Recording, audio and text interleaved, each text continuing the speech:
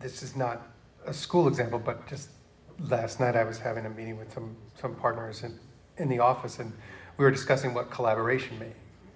Everybody talks about that. Collaboration values it in some generic sense. And we realized that we had a real generational divide about what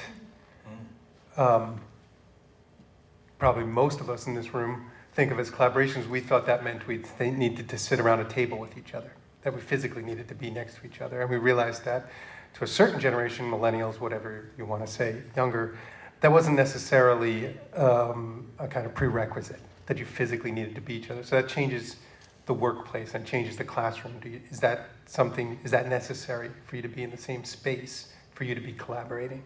And I think technology is clearly one of the things that there's need to be comfortable with and need to be able to communicate through that we find challenging. And as a designer, do you have a favorite way of addressing that difficulty? Oh, that's a good question. I'm often sort of stumped in terms of whether or not technology means that this room you're in has to be different. I think there's a kind of... That's a big question that I'm sort of trying to get at is, yeah. Can you have 21st century technology in a 19th century building? Carl was talking earlier before the panel about a school that was in an old abbey, was that right? Or a warehouse. An old warehouse with walls that are 3,000 feet thick and just not suited for technology. So a real question is, can we have 21st century technology in any building, or do the buildings have to be? Sure. I think, this was a Verizon call center. If anyone's familiar with the Avenue School. By the way, in Manhattan. This is not sponsored by Verizon, just in case you're wondering. We did the Avenue School, which is in Chelsea along the High Line, which was an old warehouse that was used, before it was gutted, it was used for TV studio storage and huge columns, and it's a fantastic school. We didn't do it with the High Tech High in Southern California, which is sort of a Home Depot type building that they make and remake as they go, right? So, which, by the way, I think is one of the things that, for me, just to introduce another twist on that, is the idea of flexibility and adaptability, which I think is incredibly important when you're doing the school, because we wouldn't have been able to predict 5 years ago what we're talking about or what we're taking for granted. So how do you kind of future-proof your school? And one of those is what I think of as flexibility is like this room. From day to day, we can change that wall. Adaptability means, what do you do next year or within 5 years? Can you move walls around over the summer? Can you make those kind of changes? And I think that's incredibly important if you're looking at designing a new school, because for sure we can't predict where we're going to be. The building's going to be around, hopefully, 25 to 50 years. Who knows where we're going to be in that time in terms of space needs and technology. Carl, you have something to add from the tech perspective? Yeah, what was touched on, and I think by everyone, and what we find as integrators to be one of the most difficult things. Technology is a tool. It's a hammer, it's a screwdriver, it's a pair of pliers. It is not an educator. So when technology is incorporated into an educational location, that is a tool for people to use to ultimately achieve their vision or the goal. When we go in, we'll try to take chalkboards out of a classroom, and we've literally sort of had to stop because the teacher in that classroom absolutely would not let the chalkboard be removed out of the classroom. But that's their technology, that's their tool for the way that they educated, and that's the way that they did their style. And as a person who was there to incorporate technology, we just incorporated the technology we were there to give around the things that they used to take care of. And that's why I stressed earlier about standardization. The staff, everyone has to buy in to what you want to incorporate into the educational facility. You can put interactive boards in every classroom, but if they're not being used, you may have an educator who has an interactive board in their classroom, they've never used it. And then you have another person who's been asking for one for 2 years. It's a matter of where you properly get everyone on the same page to really focus the technology and the spaces and the budgets. And what I find, and this is kind of the weird thing, anyone born after 1997 is known as a digital native. They walk right up to technology and touch it, immediately interact. I have a 4-year-old, and there's everything. She just do, everything. Has absolutely no fear of any technology whatsoever. Immediately interacts it. The people I find that do are the ones that tend to be the ones who are making the decision concerning that.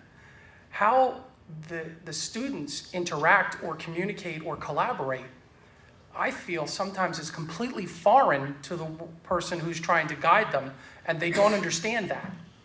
And so sometimes the two technological views don't meet. And that's why if you have communication from the educators, administration, and as well as the students, and everyone has input, you can actually maximize your budgets and actually save yourself a lot of money, because at the end of the day, if they're using that technology, that tool, to the best of its ability, then you're getting the most out of it, the ROI, the return on the investment. There's nothing worse than going in to service a projector or an interactive board and realize that the bulb went bad just because it was never turned on.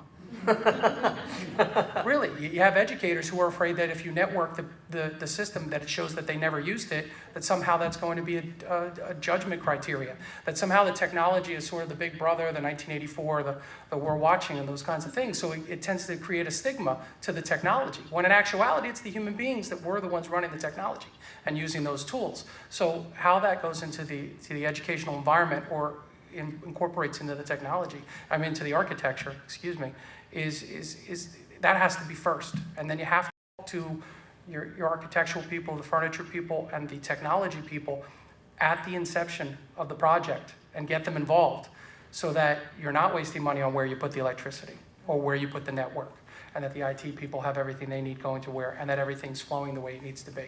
And you can see that you can take a phased approach where A is eventually going to lead to Z, and then use that technology or not use that technology how you want to do it. But realize that if you're not wasting money in the process. That was great. That actually covered my whole next question.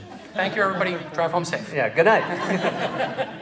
No, but I would love to hear from Regina, just for a practical perspective on some of the same things that Carl was just talking about, things that you ran into that were difficulties as far as getting buy-in from the community maybe, or buy-in from funding sources, and just how you overcame them and put together this beautiful school. Well, just to even talk to your point, Carl, is really, you can have the greatest of technology, but if your teachers aren't trained on how to use that, it's just going to collect dust. So, we're fortunate that we are a private school, so there is a level of, there is no tenure, there is nothing along those lines, so our teachers kind of have to listen to us in a positive and a negative light. But the first thing that we did when we had the vision is we included our teachers immediately. We asked them to design, what would if you could have a classroom that you could have anything in that room, what would that look like?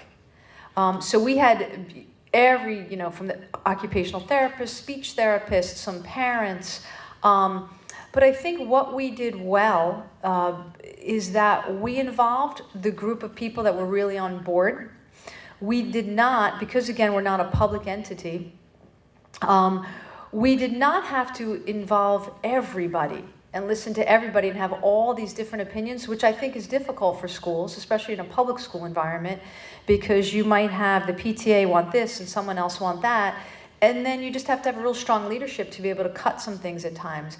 We also had an incredible capital campaign chair who really believed in what we were doing and was really a spokesperson for us for funding. So we were very fortunate with that, but there certainly were times where we would raise $2 or $3 million and they were like, oh wow, that's so great, but we're like, oh my gosh, we have 10 more to go. So we were like, then we'd have a little hurdle and get stressed. and then something else would come along. We just kind of kept plugging away every single day at it. We didn't feel like we had to know everything immediately. We took it as a learning process, and we still do. We still take everything as a learning process, so that we just kind of build upon one another, and we're always in conversation about how we can improve. And I just have to share with everybody that as we were walking around with Regina, she said to the group, you know, looking around, I would love to do this school again. Because there were things that she saw that she wanted to change and evolve and iterate. I think that's a big word that people should be using more in education, you know, not talking about passing or failing, but iterating, you know, failing better, failing faster, all those. That's something that we can definitely take from the tech community, is the idea of failure as a part of a learning process as opposed to a defeat that you have to overcome. And I think that's something, obviously, in a process like this, you have to be able to move past difficulties that would be discouraging and see the ultimate goal. Which brings me to my next question, which we'll start with Ken, is I know that you've talked about sort of flipping the conversation to start with a vision, but if you have had that conversation and you have a vision and you have implemented this 21st century technology that will foster collaboration, what would you say is the long-term benefit for the students who are taught this way?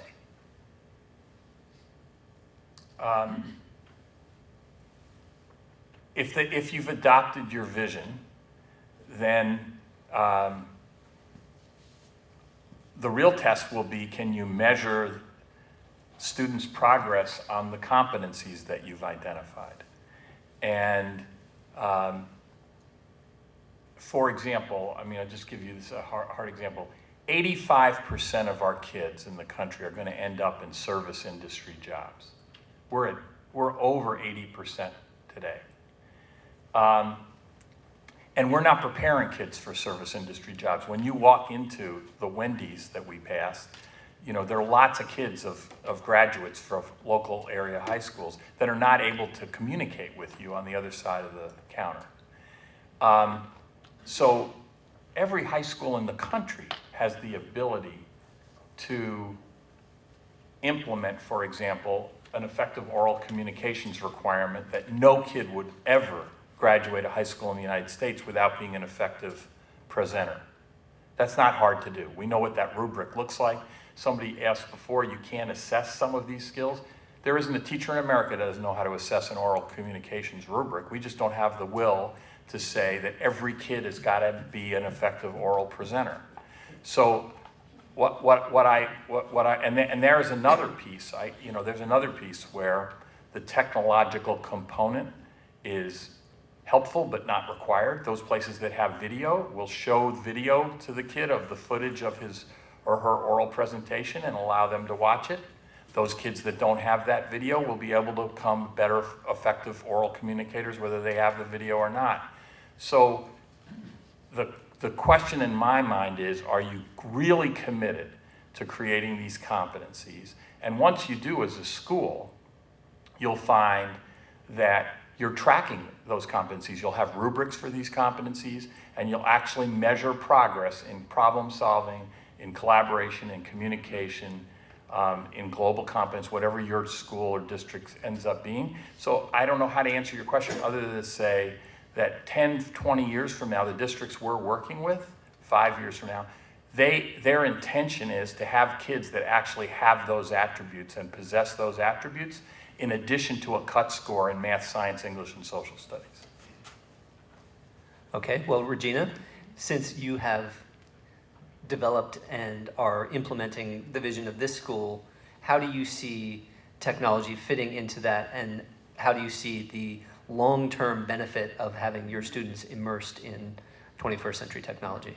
I think for our students, because of their social and emotional needs, there's so much we have to train them on. So oral communication is certainly one of them, one amongst a host of things that some of us just take for granted, that I can go up to you, Ken, and meet you and shake your hand and be okay with that. We'll have students that they would struggle with that.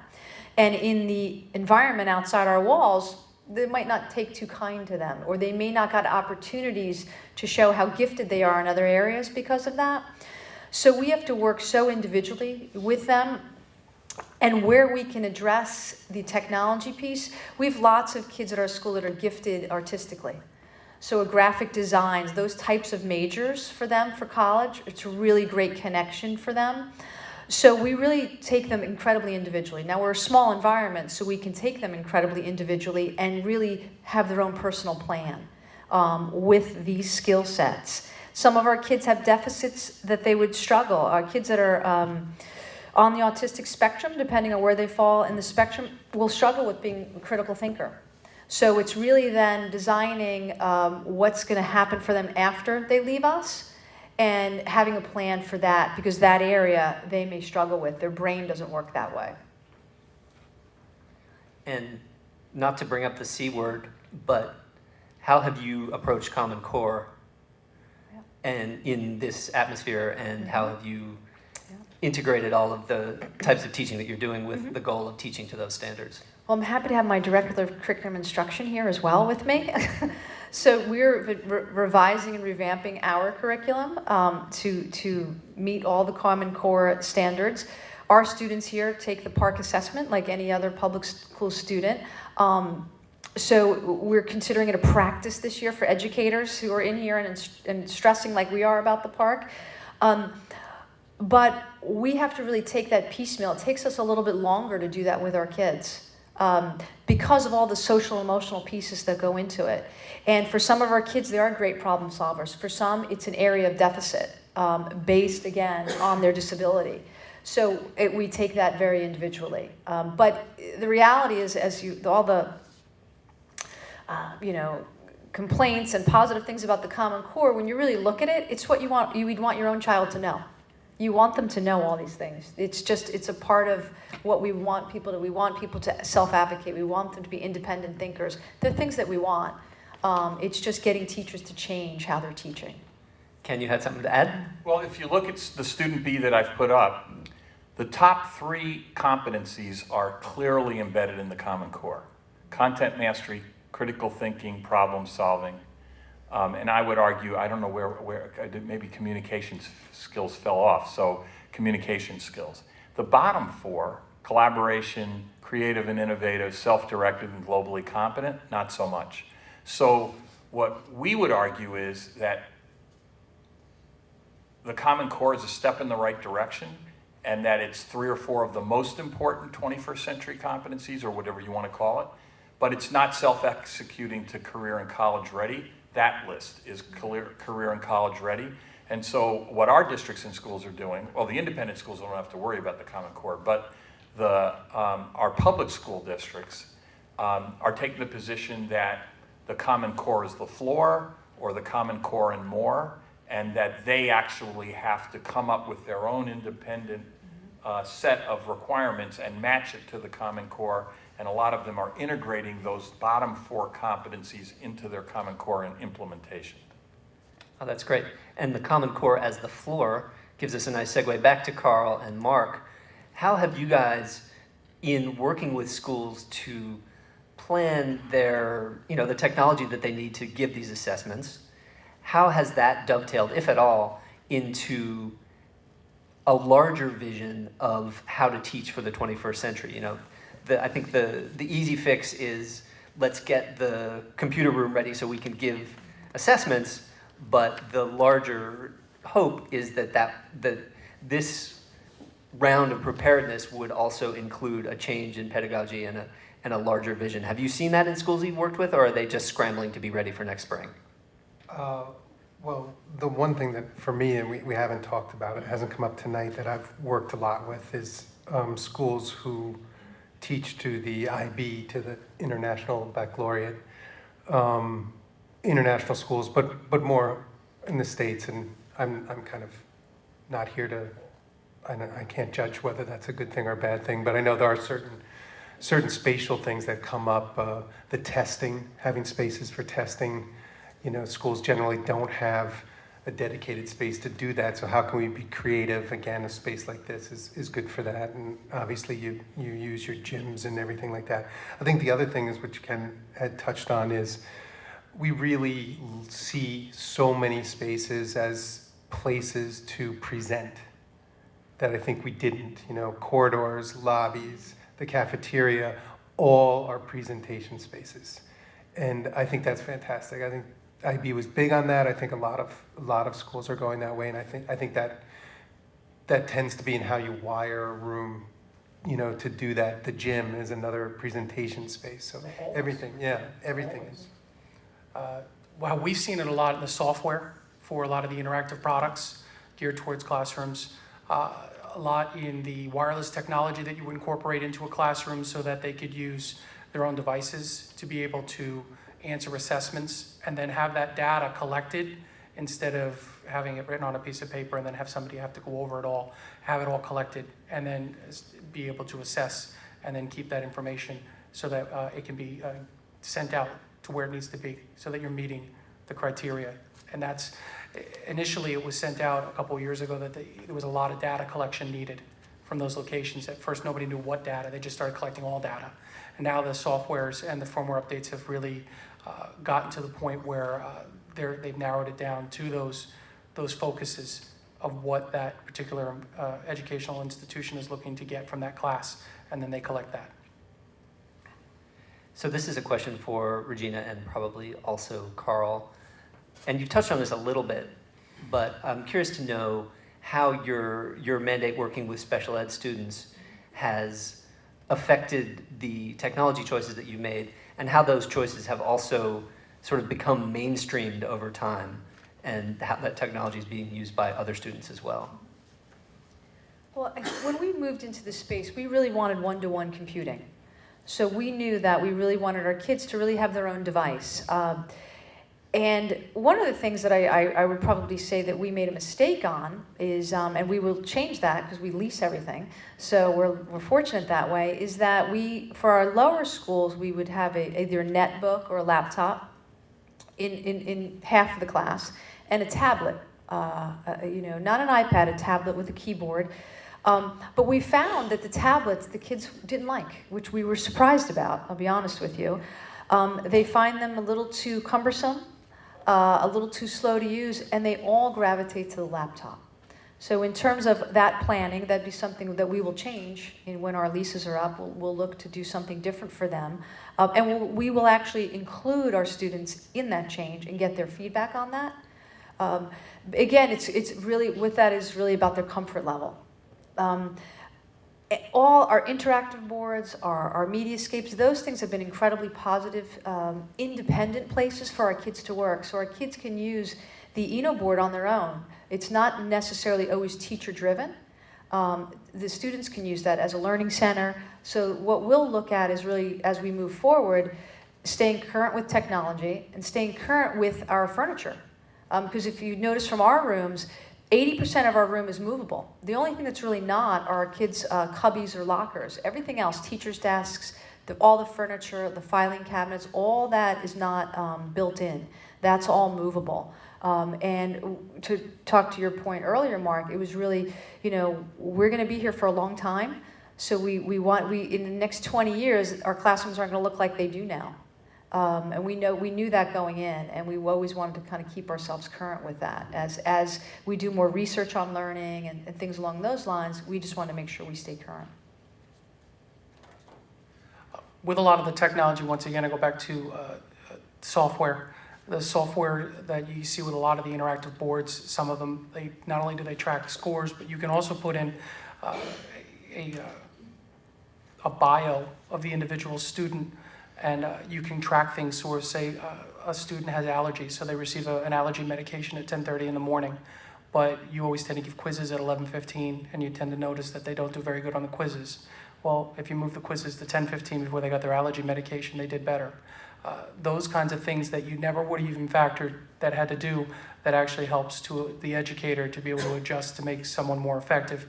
The freedom from wires, from our end of it, on a technology side, that has given so many locations the tools. Well, and that's a good point about the school that I'm not sure that you made, Regina. The whole school is wireless. Mm-hmm.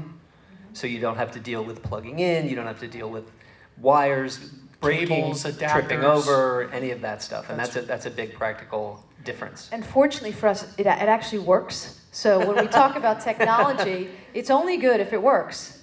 And in our old schools, we just, we didn't have it set up as well as we do here, and it works. And we're, knock on wood, we're gonna have a problem tomorrow, I know it, but our wireless has not gone down in our year and a half that we've been here. So for us, it was really making sure that infrastructure, that if something went down, something else would pick up on that. So we have never, had an issue with that. But tomorrow we will, I know we will. Yes, please come by. We'll have a complete blackout tomorrow. It'll be really fun. So we're getting near the end of our time, but I wanted to have each panelist leave everybody with one tip or best practice or whatever you want to call it regarding this whole concept that we're talking about implementing technology and in combining that with space design, and all with the goal of 21st century learning. So, Mark, if you're ready, can we start with you? I think what I've found to be one of the most valuable things that we do with schools is to have a master plan and to update it fairly regularly, probably more often than you think. 5 years is a long time. 10 years it's probably not even useful anymore, regardless of whether you think you're going to do some kind of a building project, or you think you have the finances for that, or whether your strategic plan is in place first before you do the master plan. I think we like to do that sort of in parallel, but I think it doesn't cost a lot of money, and it's really an incredibly valuable thing for a school to do. Carl? Flexibility. I don't know of any project that I ever worked on from the thought inception of the original conversations or plans that came out the way it was supposed to exactly from inception. And that's not a negative thing. Regina, and maybe you can also speak to your teacher training aspect as well. So I think I'd have two takeaways, and this would really be to the educators in the room. One is, if you are doing any type of construction, whether it's just a remodel, whether it's building a new wing, a new school, is just as much as you're going to hire really great people in terms of your architect, your technology people, your general contractor, really be your own general contractor, because nobody will know your kids better than you do or your staff. So as time-consuming as that was, we really invested a tremendous amount of time. We were at the building, every single day. We walked through the space after school, early in the morning. It didn't matter. Fortunately, myself and my co-director don't live far from here, but we really walk the space constantly. And then the other piece is and which we're very passionate about here, is really bring your teachers along the journey. So they were a part of, we talked to teachers about how this was going to be designed and got their input 2 to 3 years out. We didn't even have the building yet, and we were already talking about it. And they just let us do the work that we needed to do, and really fell into the vision with us, but we included them immediately. We brought node chairs in, and they were able to use them in their classrooms and sit in them and get comfortable with them. So they were really a part of everything that we were doing. It wasn't, thrust upon them. I think the hardest part for them was, figuring out how to answer the phone and getting a voicemail, because we never had that before. But the other piece to it is what we've involved them in tremendously is our teacher training center. So with our teacher training center, we actually go to public schools and work with their child study teams, their teachers, and help create programs for our students in their school district. So we've created programs in Warren, Berkeley Heights, Basking Ridge, and we're working very closely with Basking Ridge now. They've created programs in their elementary, their 3 to 5, and their middle school, and really teaching them how to deal with kids with anxiety, how to deal with kids that have a mood disorder, how to deal with their high-functioning autistic kids that are in the regular mainstream. Because we found that being here, we can only serve a certain number of students that can fit in our space. And we feel like it's truly our responsibility to give away the expertise our teachers have gained all these years to other teachers, because there's so much focus on the curriculum piece, which is incredibly important, but who the kids are developing into, human beings, and what we're really producing and helping put out into the world are people we're going to work next to in the next 10 years. So we find that is just as important as the Common Core, if not more, for us, if not more. But really, so we really try to really work with public school teachers and private school teachers to have them just see our kids in a different light and have a different shift in their thinking on how to deal with that kid with anxiety who really is panicked to be in your classroom and not to look at that as opposition. So that's been very successful for us. And having the space has helped it tremendously because we can utilize our classroom space, our elementary and our high school for that so that teachers can really see what we're doing as opposed to us talking about it.